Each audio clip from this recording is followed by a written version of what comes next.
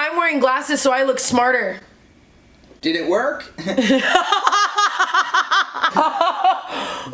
I have filmed this video 100 times. Where are you going? Manager off camera who's making sure I don't say dumb shit. Guys, I'm in Orlando right now for Digicon. I spent the entire day meeting all of you and celebrating the release of my new song, FaceTime. Did I mention I released a new song called FaceTime? While you're all viewing this fucking video, I might as well mention that I released a new song called FaceTime. And while I'm in like the convention mood, let's talk conventions, girl. Every video on my YouTube channel at this point has become an announcement video. Sorry, I'm just preparing my serious voice. Oh my god! Damn! Holy! I'm kidding. I actually just have a serious voice, but everyone thinks like otherwise. Up until now, I've really hated talking about this or bringing this subject up. Tanacon is one of those things that I, once everything was figured out, really just wanted to erase. And I've spent the last like 9 months really figuring out how I could grow from it and move on and become a better person and kind of doing all of that off of the internet, because I felt like for a while coming on and being like, look, I've grown, is like not what you do in a situation like that, you know? And while it was the worst thing ever, and I wish I could just erase it, I am very grateful for the person it has made me right now. And I've sat down to film this video a lot, and the other day I was filming a short version of this for MTV, but of course I have to like draw it out for 40 minutes on my YouTube channel because that's what this is. And I was sitting there talking about what I'm about to say. I just got so nervous, and I was reminiscent of when I sat down to film that infamous fuck Vidcon video, and I was like, whoa, I actually do feel like years older than that girl. I couldn't even watch that video now. I have not watched that fuck VidCon video since I put it out, pretty much,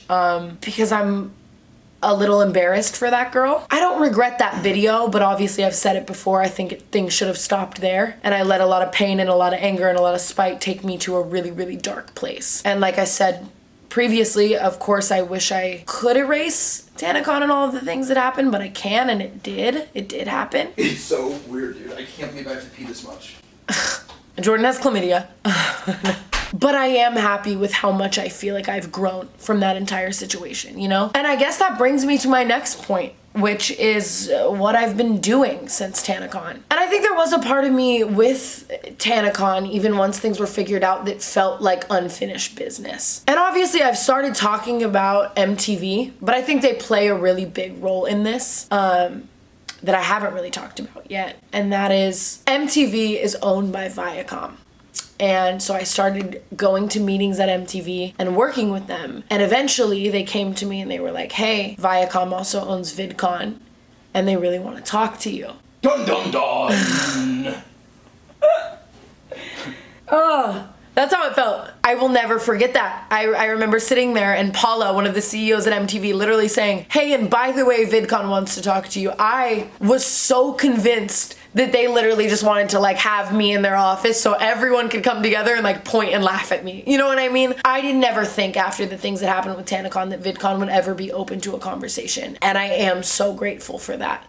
You know, like pain and anger and frustration and hurt and shit that I wanted to talk about. But I felt like I had done something so wrong that things could never be mended, you know? Like, why would they even want to talk to me? And that was a very weird full circle moment too, because it was kind of like, wow, everything happens for a reason. Like maybe MTV was the reality show company that we chose, like, so that this conversation with VidCon could be open, you know? Like everything, that was the first moment months and months and months after Tanacon where I felt like I was beginning to be in the right place again.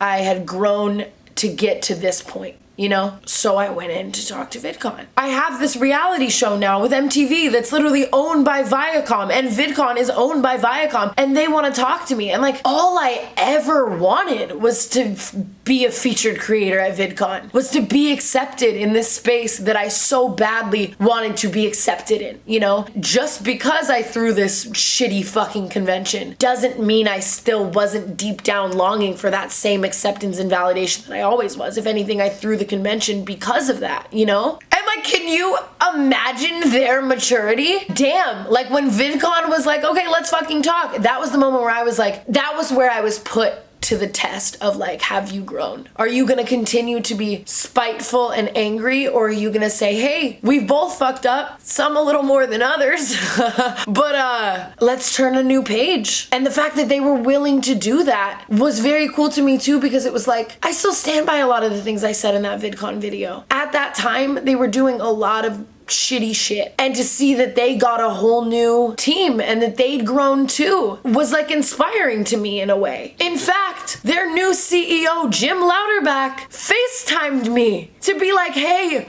I'm like stream FaceTime. To be like, hey, we want to have you at VidCon and we're still sorry about the shit that like happened in the past. And for me to have thrown a fucking whole ass convention in spite of them, and the new CEO to be like, hey, we're still sorry about this one time we really fucked up. Let's make amends. Let's come together. This could be epic. Come announce your reality show. Come have an hour main stage Q&A at VidCon. Like, oh my God, I just got full body chills. Like, you don't even understand. The little girl in me that just wanted a fucking badge around her neck is now being offered a main stage Q&A to announce her reality show at this convention. Like, to say I've grown and not do that would be so hypocritical, you know? All I ever wanted to be was a featured fucking creator, you know? And to be able to erase all of these years of the safety hazard shit and the fucking putting my face on a billboard and then telling me I'm not allowed there, but also allowing me there, and all this mess, to erase that and move forward was sick to me. It's not just about the featured creator title. And for VidCon to kind of show the growth of making the room for the outcasts was the moment where I was like, damn. And I know I keep saying this and it sounds redundant, but it's like, if this giant fucking company is showing this much fucking growth and they want to have this conversation and they want to come to the table and they want to end all of this, so do I. I've been doing all of these things to grow, you know? The second that I really like sat at home after Tanacon and was like, wow, I have a lot of growing up to do. I started doing everything in my power to grow up as much as I possibly could in every fucking way and learn from that shit, because it's all you can do from a giant ass mistake like that, is learn as much as you can, you know? But I felt like there was this section that I was just like suppressing, like, and pushing down, this anger, this hurt, this frustration. I don't want things to end like this, you know? We got so many convention offers from giant companies that probably would have gone well, but it didn't feel right. It didn't feel like it was the thing that would actually feel like growth. It didn't feel like it was the thing that would actually mend this friction, this pain. The only place that could really come from was VidCon. And at the end of the day, we also were both sitting down with the same goal, which was a safe and comfortable environment for creators like me to meet their fans. And when you're a featured fucking creator, VidCon security is really, really great. I mean, it's their 10th fucking anniversary. They've been doing this longer than I've been in this industry. Of course, I would much rather suck up old pride and be a part of this than try to compete with it. So yeah, VidCon and I are friends again. We're going to VidCon! We're going to VidCon! With this reality show, with this partnership with Viacom, it only felt right to do it at VidCon. You know, to be walking into Viacom every single day, having these meetings with MTV, feeling like family. It's like your ex-boyfriend's next door, you know what I mean? Like knowing VidCon was next door. My God, can you relate to that, huh? And this is something I never ever wanted to talk about. I just think that I've kind of realized that the last year for me, almost, which is crazy to even say, has been about growth and growing up. And the next year is gonna be about growth and growing up. And I felt like I was growing so much from all of this, but this was still a thing I didn't want to talk about. And this conversation with Viacom forced me to. But I think that it was the final step in growing up and actually moving on from this. Seriously, sitting here, I literally right now in this moment is the first time where I actually feel the like heartbreak from Tanacon, the pain. I don't know. It's not about me. That's not what I mean. But I mean inside of me beginning to like mend, where I actually feel like I can be Tana again. without that baggage. And I'm excited again. And not excited with all this baggage on my back, but just excited to fucking go to VidCon and announce this fucking reality show and do all I ever wanted to do, which was fucking meet you guys and hug you guys in a place that is safe and has really good security, you know? And I finally get to do that. If anything, this moment is what that VidCon video was for. Just with a really bad convention that I ran in between. And of course, I hate Tanacon and I regret the fuck out of it, and I wish things would have gone so differently, but I think that everything happened and I've grown so much as a person from it. And I'm finally at a place where I can honestly say, like, in my shoes, when I look in the mirror at night, like, I'm happy with who I am. I'm happy with how much I've grown. I'm starting to look at myself and be like, wow, like you're turning into like an adult and like a real one, not a fake one, you know? I have health insurance. Fuck all of you. I have health insurance.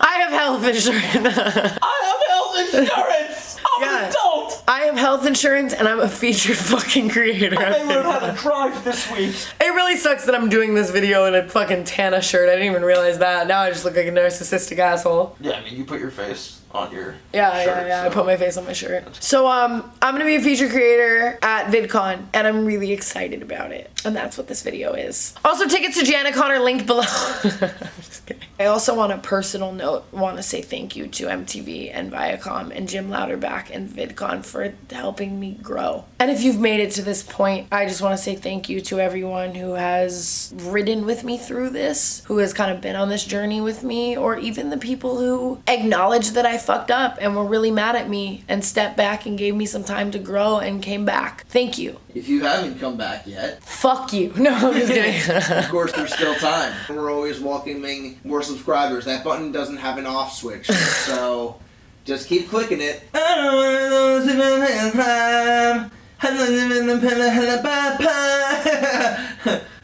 Stream face. Sorry about that.